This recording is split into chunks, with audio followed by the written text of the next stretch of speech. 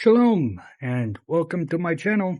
I am J. Allen Bennett, and this is The Chosen and On the Spectrum Analysis, where I deep dive into the series The Chosen from an autistic perspective. In this scene, we have perspectives on authority, and this is the scene where we had the joke about the white sardines, and the Pharisees are fawning over the leader of leaders, which is Nicodemus, standing here. And we see two responses to authority. And this response where they're talking to Nicodemus, they're fawning all over Nicodemus, and they love Nicodemus. And I believe that this is all about politics. It's about these guys desire authority of their own, and in order to receive authority, they need to fawn over their authority figures so that they can be leveled up and become authoritative figures of their own someday. And this is how authority works in society, among the Gentiles, and even among the Jewish people. Authority has always been about seeking hierarchical power and lording rule over people. And this is what's happening here. And I'm not shaming anyone here, because this is human nature, is to desire positions of power. And later on, this Roman centurion comes in, and he's treating the Jewish people like jerks, like the Romans always seem to do. And the Romans are very condescending of the Jewish people, and they are also like standing up to themselves and being like, have some respect. This is the leader of leaders. And I kind of question whether he would really have responded like that, because this guy could very easily, I think, put this guy to death. So I don't think that he would have been standing up to him, but it just shows that there's two responses to authority here. One is they love and fawn over this authoritative figure, but they despise this authoritative figure. And so it's very much like how human nature is. You either love your authority figures and want to become your authority figures, or you despise your authority figures and want to see the Messiah come and destroy these authority figures. And Jesus talks about authority in Matthew chapter 20. So what I want to do here basically is just lay out a Bible study on authority. Usually I talk about Hebrew, but for this episode, I just want to talk about authority and hierarchical structures in society and what Jesus has to say about that. Okay, so this is what Jesus says about the idea of authority in Matthew chapter 20, and basically throughout the entire chapter of Matthew chapter 20, he's talking about the idea of authority and the idea of equality. If you read one of his parables in that chapter, he's talking about a foreman sending his workers out into the field, and throughout the day he sent out more and more workers, and at the end of the day he gave all of his workers equal pay. And the first workers were upset about this, but Jesus is like, well, I'm sorry, this is the way it is in the kingdom of heaven. There's an equal portion for everyone. Everybody's equal in the kingdom of heaven. Jesus will tell you that in order to enter into the kingdom of heaven, you have to be like children. You have to be like, you're not an authority figure, you're like a child. And to have that childlike innocence about you, and to not desire authority. And Jesus says the first shall be last and the last shall be first, and things like that. And so in this verse, he says, but Jesus called them to himself and said, "You know that the rulers of the Gentiles lord it over them, and their great men exercise authority over them. It is not this way among you, except that it is everywhere in society, in Christendom, and in all the churches. We see authority, and we see this system of hierarchy, and so I wonder if we're actually have thrown out everything that Jesus says here when it comes to authority, because we do have authority in the church ever since the Roman Empire took over the church and made it their own. We've had authoritative systems in the church. And in the book of Acts, it is like this. Everybody had everything in common in the church according to the book of Acts, and you can read that in Acts chapter 2 and Acts chapter 4. It talks about everyone in the church had everything in common, and everybody was distributing all of their money, and it was all being equaled out, and nobody had any needs. Everybody had all their needs met in the church, and you just don't see that anymore. We see in the church, it's more like this again, that we rule authority over them. It is not this way among you. Whoever wishes to be great among you shall be your servant, and whoever wishes to be first among you shall be your slave. Just as the Son of Man did not come to be served, but to serve, and to give his life a ransom. So anybody who follows Jesus, we can't desire to be in a place of authority, and if somebody puts us in authority, we should refuse that, because we're all equal in the kingdom of heaven. Matthew 23:10, do not be called leaders, for one is your leader, that is Christ. So where did this idea of authority come from?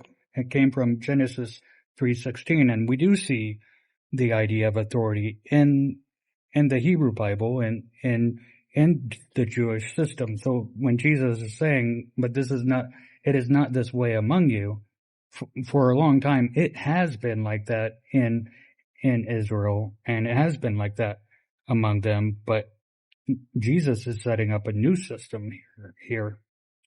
But in Genesis 3:16, this is where the idea of hierarchy comes from. To the woman he said, I will greatly multiply your pain in childbirth, and pain you will bring forth children, yet your desire will be for your husband, and he will rule over you. So the idea of hierarchy came through a curse. It wasn't Jehovah's plan. It came about through the curse. This was the punishment. Hierarchy is a punishment. It's a curse. And in Exodus chapter 18, we see throughout all of Exodus 18, we see this talk of Jethro. This is Moses' father-in-law, his Moses' wife's father. Jethro counsels Moses on distributing leadership throughout all of Israel so that Moses doesn't wear himself out. You can read Exodus 18 to get that entire story.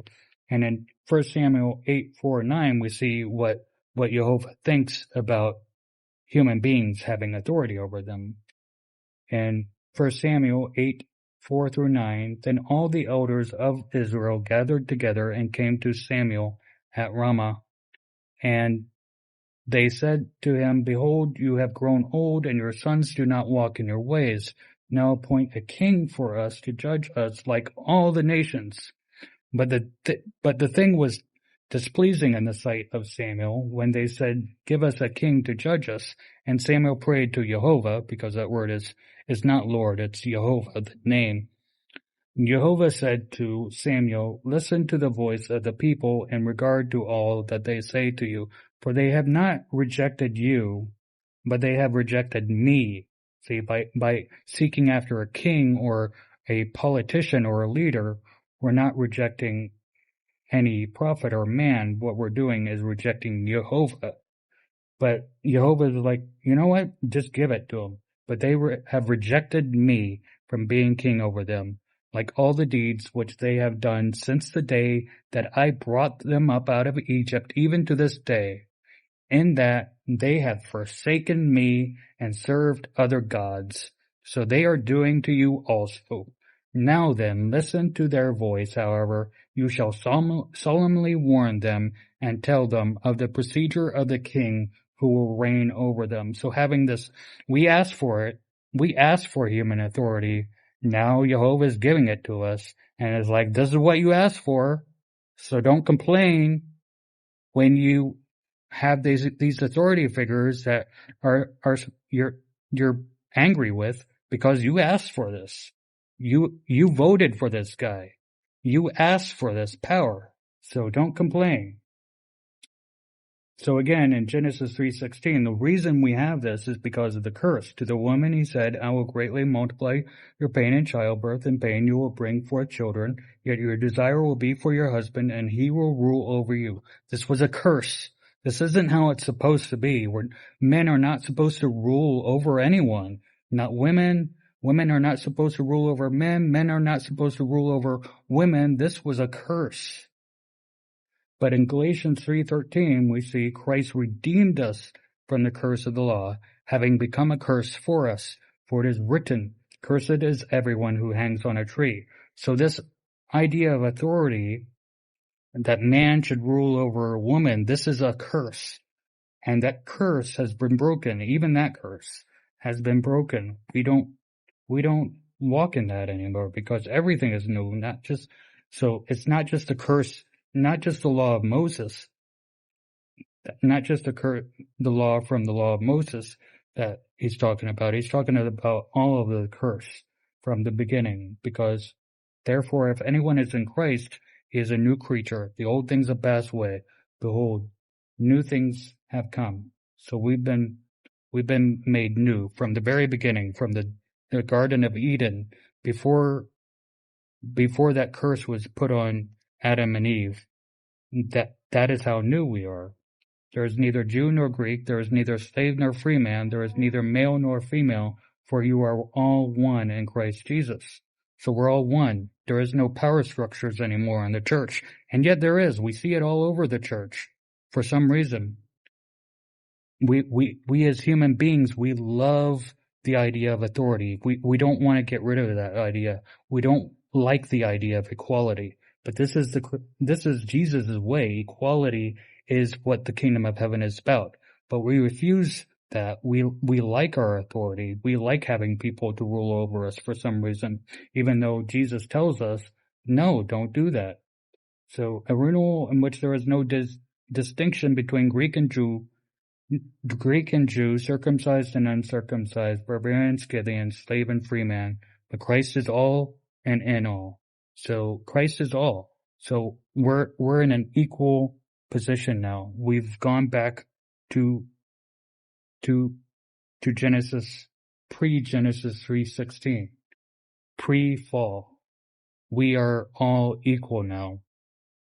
So when you're fawning over your celebrities and your people who are in authority, your teachers of teachers, and when you're putting them up as over you, what you're doing is you're doing what Jehovah mourned about in 1 Samuel chapter 8, that we reject Jehovah and we put man in authority over us because we want people to be in authority because we seek authority ourselves. We want positions of power. But Jesus says, don't be like the Gentiles. This is the way of the Gentiles.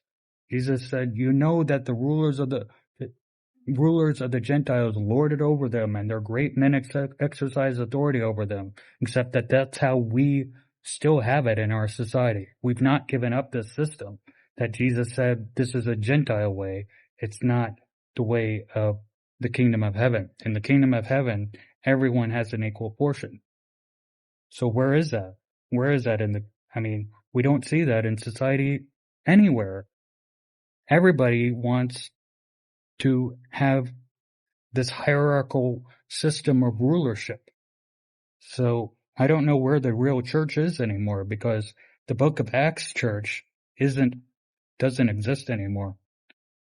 So that is the teaching that I wanted to share with you all. So shalom, shalom.